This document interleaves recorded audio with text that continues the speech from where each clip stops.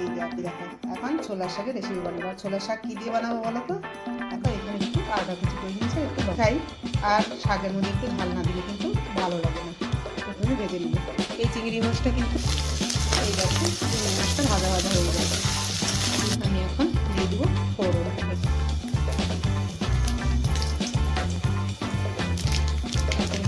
কাঁচা লঙ্কা দেওয়া হয়ে গেছে, এখন ভালো করে এটা নেড়ে করে দিই। শাক বাঁচতে যা বিরক্ত লাগে, ছোলার শাক আনলেই আমি বলে দিচ্ছি এটা একটু ভালো করে বাঁচতে হয় না। আমি এখানে বানাচ্ছি, তোমরা ভেবো না যে একটু লঙ্কা দিয়ে মানে সবার মাঝে তো কাঠ টাক খায় না, তাই একটু এটার মধ্যে এখন ভাজা ভাজা করতে করতে আর একটু কম যাবে। তো এখন একটু দিয়ে দেবো লবণ।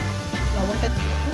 আর এই শাকে অনেকেই হলুদ দেয় না, কিন্তু বলে যে শাকে হলুদ দিলে নাকি শাকের করে দেওয়া খায়, নিরামিষ করে খেতেও খুব ভালো লাগে। দিয়ে চিংড়ি মাছ তো খেতে কত ভালো কম্বিনেশন হচ্ছে এটা।